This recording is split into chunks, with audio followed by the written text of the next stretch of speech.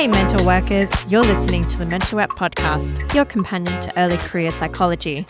I'm your host, Dr. Bron and Milkins, and we have a really interesting episode today, all about career progression in psychology. You've heard you can do therapy, but what else is there? And there also seems to be perhaps a misconception that you do your undergrad, you do your honours, masters, and then you go straight into one-to-one therapy in private practice forever. But that might not be some people's jam. Let's talk about what else is there. And here to help us out is our guest today, Matthew Jackson. He's a psychologist and a newly minted board-approved supervisor, and we thank his friend Leanne for suggesting this fantastic episode topic. Unfortunately, we had a bit of a technical hiccup with the audio recording for this episode. Our editor has done his best to rescue it, and hopefully you won't notice much difference, but we did end up losing the first minute of the recording. No dramas. We pick things up where Matthew is answering my icebreaker question about what movie changed his life. I hope you enjoy the episode. It's a real good one. A book or TV show or movie that changed my life is definitely the first thing that came to mind was a movie called Harriet the Spy. Oh, I love that movie. Thank you. Oh, it's a great movie. There are so many people who I say this to and they think I have never heard of it. Yeah, she's a detective. Or she's a spy. Yes. The movie says it all. The title is what it is. It's self-explanatory. Yeah.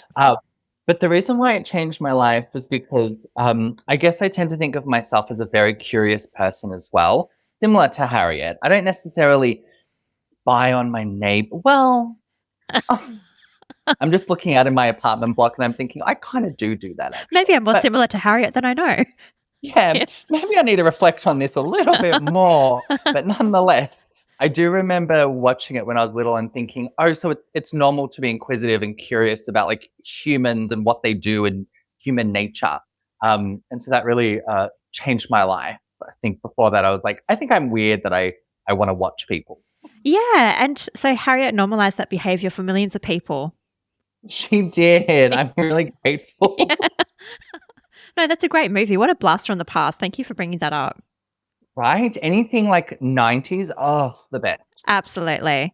Okay, so let's see how we go with this. We're going to talk about some myths and misconceptions about career progression in psychology. We're going to talk about different career paths that are available, some different settings that you can work in, some less conventional career paths, resources, and some advice or guidance as much as we can give. I said that in question mark voice because I'm not sure if I have any good guidance, but maybe we'll cut that out because then listeners will be like, she doesn't have any good guidance. I like that. We'll see how we go. Are you ready? Yeah. Yes, let's do it. Okay, well, maybe the first thing that I want to start with is a question directed to you, which is, did you always think that you were going to go into therapy or did you consider different career paths in psychology? So I always knew it would be psychology. I didn't think it would be therapy. Interesting. I thought it would be along the lines of research. Ah. And I guess because that in my third year, I volunteered for a research clinic to kind of get, my feelers out for psychology and make some connections within the psych world for fourth year stuff. And I always thought, like, yeah, this is where I'll be. I can do this. And I am now in like my fifth year and have done nothing to do with research whatsoever. Cool. It's interesting how things change. So did you ever consider, other than research, any other career paths, and did you ever seek advice? I did actually. Oh, what'd you do? The moment in time where I contemplated taking a break from psychology, a year or year and a half ago, I can't remember the timeline now, whenever that was, I did think about moving into like the human resources space. Really? Yes, I heard that. I don't know, this is not fact checked. I have no idea. But I had heard that you could, I think with like an honors level in psych, not fact checked, don't 100% know. But I had heard that you could do human resources if you had like a certain level of a psych degree. And I had a master's at that point. So I thought, oh, I could do human resources. That could be really interesting.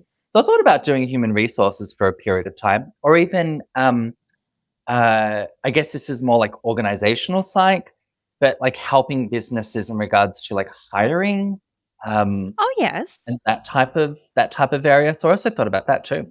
Yeah. And what drew you to not taking those paths ultimately? I guess two things. One of them was my existing client. Mm. I think I'm too involved. I want to see it out. I want to see where therapy takes them. So I couldn't sort of walk away from them in that sense. I think I would be failing them to a degree. And I think the second thing was probably a lack of information or knowledge of like, so how do I even move into human resources? How do I even move into helping with like hiring of staff? Like, where do I go? Do I just Google? What do I do? Yeah. No, those are both really good points. It's like we are really invested in how our clients go. Plus, I reckon it's fair to say that there is an overall lack of mentorship in psychology, particularly like I don't know any organizational psychologists. I've met a few face to face, but really only the provisional ones because they've been studying masters. But I've never met endorsed organizational psych or many people who work in the organizational field. So I wouldn't know where to go either.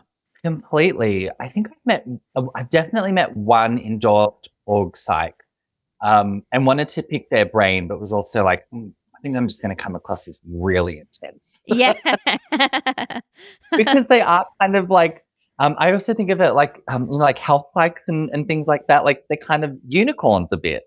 They really are. They really are unicorns. And so you don't want to be too intense when you meet one, but you also want to ask them a million questions. Right. Like I'm interested in moving into that kind of org area, or at least sorry, was at the time. So help me. Yeah, totally. I'll share my experience if that's okay. I did seek career advice when I was at uni. I remember in my third year at uni going to the uni counselling centre had like you could sign up for half an hour of career advice. And the person who I got was just appeared the most disinterested in me as could humanly be possible. And he Oh, was like, you could do journalism. And I was like, alrighty then. So that was like, because I was like, what am I going to do with this 3-year degree? And that was pretty much the only advice I remember getting. And I remember coming out of that session being like, I am none the wiser for what I can do with this degree. sorry, I'm laughing with you. I Yeah, no, apologize. I'm laughing. Oh, yeah. It was like, okay, because I thought I was doing like a really good thing. And I'm like, hurdy guru, I'm going into the counselor's like office and I'm going to come out all knowledged up. And no, I did not. But after that, I did do lots of volunteering. So I did volunteer with a PhD student who was doing some research in sleep at a hospital. So I was helping interview her patients for her research project. I also did some volunteering. It was called like the school volunteer program. And pretty much it was like you go in and help the teacher out with students. So it's like an unpaid like teaching assistant role pretty much, but you do it voluntarily. So I signed up with that, did that. The best volunteering role I did was with the Smith family, who are a national organisation that help kids who are financially disadvantaged with getting access to school. And what I did was they host reading clubs after school. And so you can help kids who are like 2 years behind in their reading with their peers just read. And they might not have access to books at home or a safe space to read. And that was hugely rewarding. I really loved doing that. I really love that. And I guess you just reminded me of like in one of my placements, I guess the role was perhaps originally written for more of like a social work role. But I had it for one of my placements. I was part of that role. And a lot of it was like kind of group work for carers or for individuals. That's Yeah, cool. I love individuals. carers groups. Right. And do you know, even just thinking about it now, I'm like, oh, I missed that. Just having moments where it was just like teas, like even just like having a talking circle and drinking tea. Yeah. Uh, I guess how therapeutic and cathartic, and yet so different from the traditional like form of therapy, I guess. Yeah. So I guess maybe we're trying to say that there is lots of other stuff that you can try and test out in psychology. It doesn't have to be one-to-one therapy to get a sense of what you like and you don't like. I would agree with you. I think you said that really well, that psychology is actually probably quite vast. We might just not know about it, or it's probably not televised. Yeah. Televised. It's not as well known. Yes. I even think about some of the students that I work with at my workplace. And there really is that message of like, there's only two paths. You either do therapy or clinical work, or you do research, and that's kind of it. But actually, there's a lot more opportunities. We've already mentioned probably like five or something Yeah, uh, in psychology that you can explore or maybe even get into. totally. So I'm going to read you out a list of alternative jobs that you can get in psychology other than therapy. And this is Okay. if you look, some of these jobs you could get from a 3-year degree. I'll read out the list of specifically what you can get with 3-year degree afterwards. But these are just some alternatives to one-to-one therapy. Do I want you to be like, would you do that? Yes, no? Or should I just read out the list?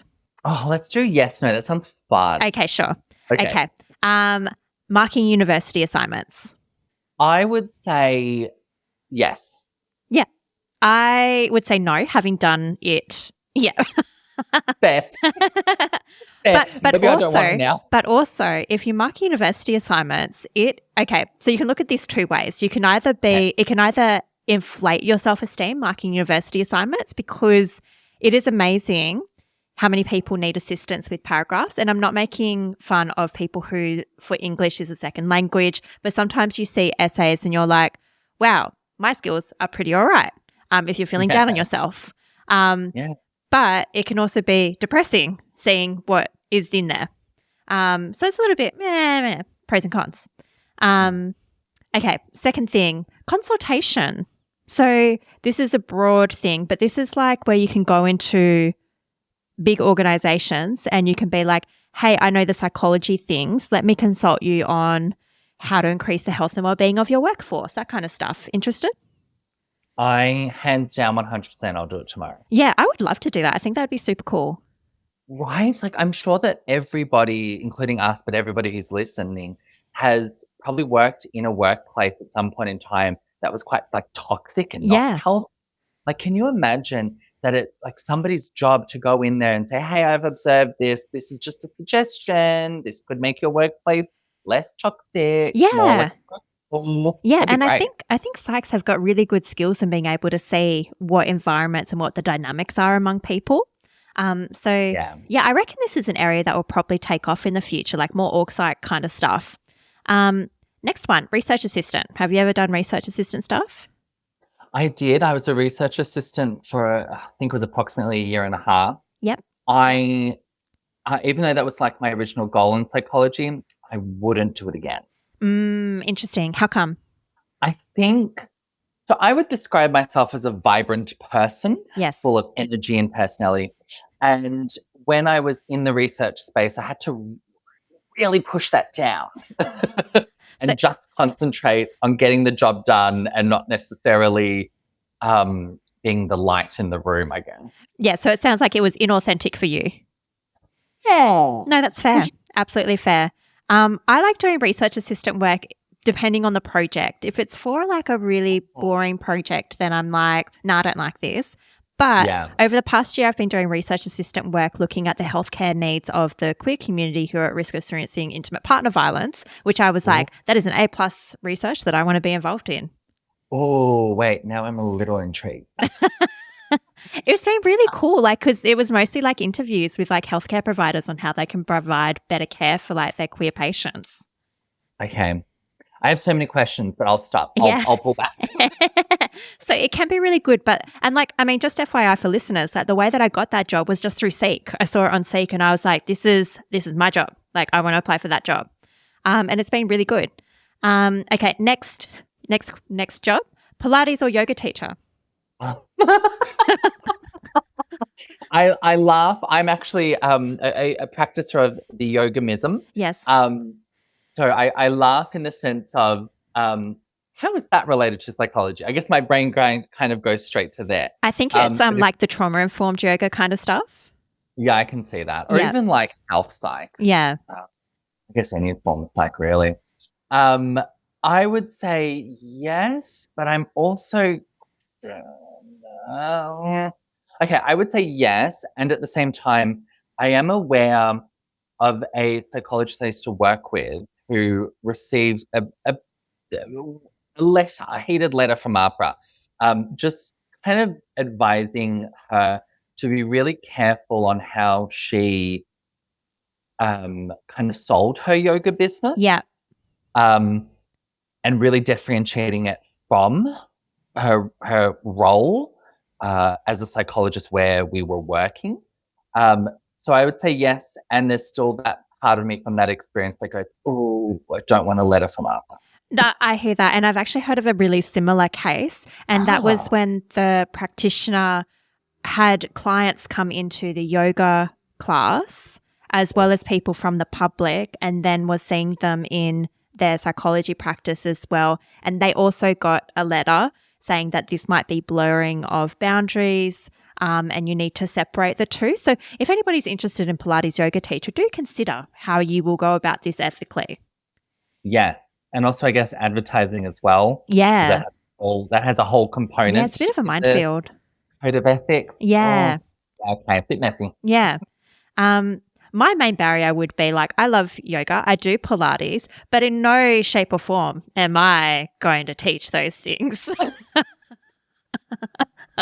Fair. Fair. Me doing Pilates is like, can I do this today? Whoop, there I go. Okay, I've fallen over. I've fallen over. Yeah. You tried it, you attempted it, and that's enough. Yeah, absolutely. Okay, next job. Supervision.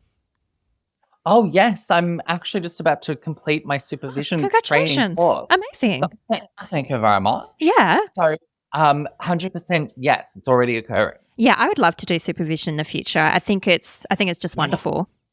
Oh my God, please. Even doing the course itself, even like part one, the kind of uni component, the theory component, I guess, even challenge the way that I view my internship in the past, and like how, I guess, the role of the supervisor as well. So very informative. No, that's really cool. I'm really glad to hear that you enjoyed your training. Where did you do it through? I did it through STAP, S-T-A-P. Ah, Yeah, a lot of so, people. well, Aaron was just on the podcast a few weeks ago. Yes, Yeah. I love it. Yeah. Yes, the STAP course, a lot of people do it through STAP. I would recommend it. I really enjoyed it. Oh, good. Really. That's really good to hear, because I know that some people have not enjoyed their supervision courses. So I'm glad to hear that that was a good one. Yes. Excellent. Next job, project management, like in a government department. Would you ever work for government? Your face is kind of scrunchy, no kind of face. Dare you reflect back what my face is doing? You're like, that's my happy face. Yeah. How dare you? Oh, that's funny. Okay, so based off of your observation on my face, I'm going to say no. There's a part of me that wants to say yes. I don't know what that is. I don't know. I'll figure that out on my own time. But what about you? No, I think just as a neurodivergent person, like I just can't deal with the potential bullshit. Like I can't deal with office politics. I don't mind gossiping from the sidelines, but I find that like with government stuff, it's kind of hard not to get drawn into it. So it's like I don't mind gossiping about like Sandra's poor sandwiches like on the side, but I just know that I'd be pulled into it. And then I'd be unhappy. Poor Sandra and her sandwiches. That's fair. Yeah. I get that. Yeah. Okay.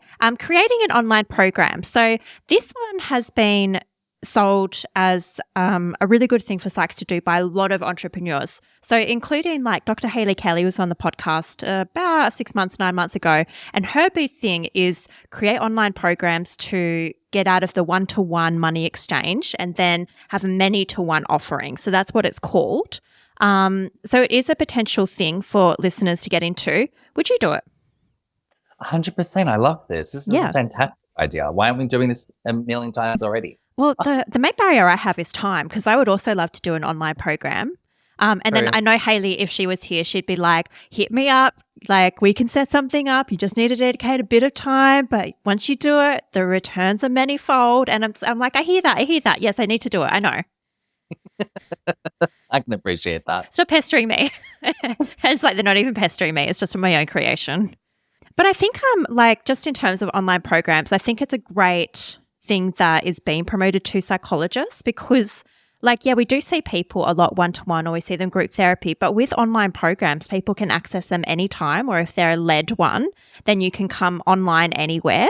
And the information is always there. And it's usually packaged stuff that we deliver one-to-one to clients, but is accessible, I guess, which is great in promoting mental health in the community. That's very true. I guess also in I think about accessibility as well. Yeah, totally. Even just generalizing to the public. Okay, yeah, I like that actually. That's a great idea. Yeah, absolutely. And if anybody is interested in that, like I said, Dr. Hayley Kelly is somebody who's really big in this space. I know Natalie Kladinsky is another person who's really big in this space. I'll put their links in the show notes so you can check them out. Okay. Policy at state level. Are you interested in policy? Yes and no. My brain goes, yes, I would love to create fundamental change. And the other half of my brain goes, oh, that just seems like there would be a lot of energy on my part. It would take a lot of energy. Yeah. I was really interested in policy when I finished my psych degree. And so I actually did a bit of diving into it, and I spoke to somebody who works in policy, and they said, if you love change, don't do this job, because every time the government changes, you have to start over again. So you'll be making progress with one minister or with one council or whoever you're dealing with, and then you start all over again when that person is replaced or they get a different executive assistant. And so change doesn't come easily, and it's all about relationships, which can be a bit dirty as well. So that's just, from one person's anecdote. There might be a person in policy listening who is like, no, love policy, I get changes done all the time. So, but I guess I would say investigate widely. Wow, okay. Blowing minds here. Yeah. Yeah. No. Okay, next one, assessments. No. Yeah, same. No. I feel like I feel like it's for some people. I have a very good friend who's a psych, and it's her thing. Hands down, she loves it. And I'm just like, oh God, it's gonna be worse. Yeah. Oh no, same. Because I went through a bit of a crisis maybe a year and a half ago, and I was like, what am I doing with my life and my psych work? And I thought maybe I can do assessments. And so I bought an extra iPad, and I was like, okay, I'm just going to give it a go. The existing client wanted an assessment. So I was like, okay, I'll do this assessment. Loved doing the assessment, loved assisting this client, but writing up the report was hell for me, and I hated it. And I was like, I cannot do this. Yeah, same. I just can't sit there for hours on it. No, oh God, I hated it. Yep. So I was like, never again. So it was a good dipping your toes in the water. But some people, they love it. I've had people on the podcast who are just so into it, and they find it's a really good way to break up therapy. Good point, actually. Fair point. Yeah. Yeah. Okay. Next one is mediation, for separated families or for working out where child custody arrangements, that kind of stuff. I'm immediately no. Yeah, no, I'm immediately no as well. I feel like I'd have to use my teacher voice too much, and I don't like using teacher voice too much. Yeah, I feel like that would just challenge me in regards to being non-judgmental. Yeah. I think, I don't think I'd be able to kind of hold all of the things that occur in family processing. Yeah. Okay. I've got two more. One is running seminars and workshops for corporate. So these would be mental wellbeing workshops, stress management, resilience, that kind of stuff. Interested? Oh, I would love to do that. I would even I would probably, knowing me, make half of it all in vivo exposure, let's actually relax. Oh, I would love that. So, that'd be a great workshop. Yeah. You'd nail that. Yeah, I would love to do that kind of stuff. Yeah, that would be wonderful. I think what holds me back is just the time, because you have to build those relationships to kind of get in there. And then also what am I selling? So I'd have to build something to sell. Yeah, so the thing that holds me back is actually doing the work. Funny that. And then the last thing is, I guess this is a bit of a cheeky one, but this is managing a group practice. So what happens is that if you don't want to be a therapist doing therapy, you can always switch to managing the therapists. Okay, I'm going to say no because I hate admin stuff, and I can already see admin stuff. Yeah, no, it'd be a lot of admin, a lot of business planning, a lot of finances, a lot of managing workplace relationships, your everything. quite literally. And oh my God, imagine that stress too. Yeah. Oh, Yeah, yeah, not for me. I'm a no. I feel bad for practice owners when I think of the amount of stress that they must be under. Yeah. Yeah, totally. Okay. Oh, Those are all the examples of non-client facing jobs that I could find. So literally I scoured Facebook groups, and anytime someone had posted a question and people had answered being like, yes, this is what you can do other than one-to-one therapy, this is the list that I found. So yeah. I love that list, actually. I Yeah. think it's a fantastic list. Yeah. And of course, you go. I was going to say, I imagine some of them you can probably like move into, not quickly, but you can move into fairly quickly. I guess I just said exactly what I said. Yeah. Yeah, they probably don't need, like a decade or two's worth of experience and like, potentially another degree. Yeah. A lot of them you could probably just move sort of into naturally. That's a really good point. There's a lot of transferable skills that psychologists have, and a lot of them would go into these jobs. So I say that they're adjacent. And of course, you don't have to get an adjacent psychology job if you want to work at Bunnings or start your own floristry business or do drag like Matthew. Like you can do whatever the hell you want.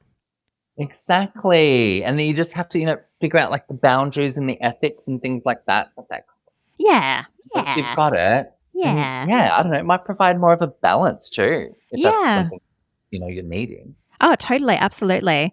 So you're not locked in, but I get that listeners would want to know how to use their skills. So should I read out what this study was with what you can get with a 3-year degree? Yes, I'm very curious. Okay. So there was a recent study that was released. It was a collaboration between University of Canberra and Australian National University. I literally got it in my inbox like a month or so ago. And what they did was they used a machine learning and natural language processing program to scour 5.1 million job ads. And the machine was like, is this job suitable for a person with 3-year psychology degree? Okay. Wow. And what they found was that around 25% of Australian and New Zealand jobs advertised in the last 4 years are potentially suitable for psychology graduates. Woo! That's a good 25%. That's a good amount. That's decent. And it gets a little, okay, so only 1% of those 25% were explicitly identified for psychology graduates.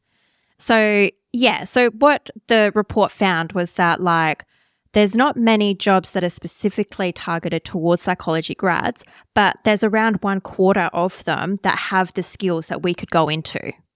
That's actually kind of motivating. Yeah. And they also said, this is another hopeful stat, but they said 3-year psych graduates hold skills that are in really high demand across a wide range of destinations. So there are potential job roles in almost all industries, very large and highly diverse set of job titles. So you're not some people are like, oh, psychology is such a useless degree if you don't become a psych. But this is saying that it's not, which is nice. It's really not. I've seen a lot of people mention on the psych forums how perhaps they've done their 3 or maybe even their 4th, but they had to sort of defer or stop because of starting a family or due to financial concern, things like that, and have taken time away from the traditional psych, uni, etc., and done something that is psych adjacent. A lot of those I saw on those forums too were kind of support worker related. Yeah. And that's very related to this particular field of psychology. Anyway, my point here is that I don't know. Sometimes maybe it can actually be really helpful to even intentionally take a break and see what you can do with those 3 years or 4th if you do honors, etc., and gain that experience. Challenge yourself, see if this is what you want to do, or if it's this or that, or over here, wherever it is. Yeah, no, absolutely. So let me read you out some example job titles that this machine learning thingy identified from the 5.1 million job ads. Interested? Oh, yes, please. Okay, so we have community arts worker, market research analyst, software tester, environmental health officer, occupational health and safety advisor, community development officer, health promotion coordinator, intelligence officer, policy analyst, training and development officer. Oh, yeah. So you could do like workplace and training and development, diversional therapist, program administrator, human resource advisor, recruitment consultant. Oh, I think that's what you're talking about with hiring people. Correct. Yeah. Yeah. People and culture administrator, heritage specialist, information officer, author, technical writer, journalist. We could also be in the security officers and investigators field. So a private investigator. This is what the machine identified. Everybody's going to become like PIs. Damn. See, Harriet the Spy. See, this is what we're going back to. I found my calling. Yeah. Okay, other things. Education aides, sales representatives, product managers, public relation professionals. Psychs would be really good at that, I think, actually. Social research workers, so survey interviewer, librarian, library technician, aged and disability carers, so personal care assistant, therapy aide, records managers, medical administrators, and managers and directors. So the report says that most managerial roles call for specific experience plus psychology-related capacities and skills. So you might need to have the 3-year psych degree plus do some extra training in managerial type skills. That makes sense. That part really does make sense. Yeah. But I just read out some of those titles, but I reckon there's about 50 or 60 listed here. I'll pop the link to the report in the show notes. Oh, I would love to read that full report. Yeah. As I was listening to you, a couple came up there and I was thinking, oh my God, people and culture. Yeah. Like, hello, of course. I'm like, what? That is such a great idea. Most like big corporations or businesses, clinics, etc., have people and culture department, if you will. Oh yeah, I didn't even think of that. Yeah. That's fantastic. Totally. Absolutely. And there's like lots of different settings that you can work in. So like universities, for example, they have student experience officers that make sure that students are okay. And psychologists would be really good in those roles as well. You're so right. Do you know what? I was even thinking, it's probably on that list too, but like, I don't know the proper term, so I'm just going to say media psychologists. Those psychologists who go on like TV or podcasts or and they answer like psych specifically, psych related, and their role there is to be a professional as the psychologist, etc. Yeah. But even I've heard of a particular psychologist.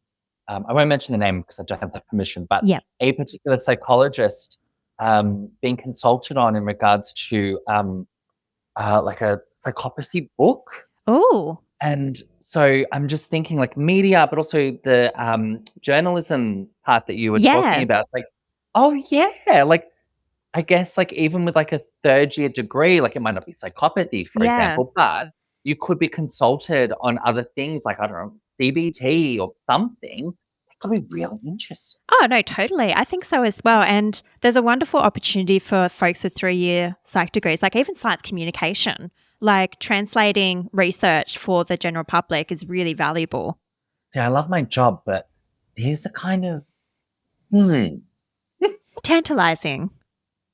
Yeah, maybe I can think about if it was in a different reality and I was still a psych. What else could I do? Yeah, and like I really like talking about this because it's giving us different ideas other than automatically going into therapy, because people are like, I get my degree and then I do honours and then I do the provisional or master's program and then I get endorsement and I'm in therapy 1-to-1. That's it. Yeah. So there's alternatives.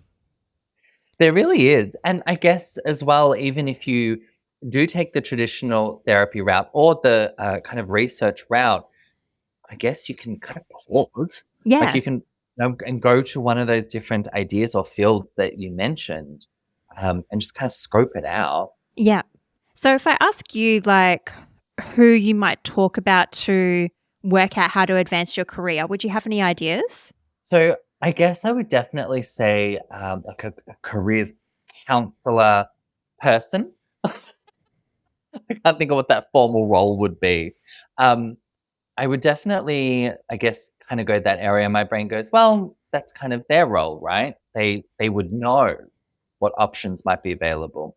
But even if you make it past third year, I'm just thinking, like, if you have a supervisor or a mentor, Yeah. like if there's somebody within the field who you look up to and who you talk to or something like that, or if you're, have any family or friends that are psychologists, counselors, allied health, etc. I guess it could also be really great to kind of consult with them. Yeah, that's who I think of. That's what comes to my mind immediately.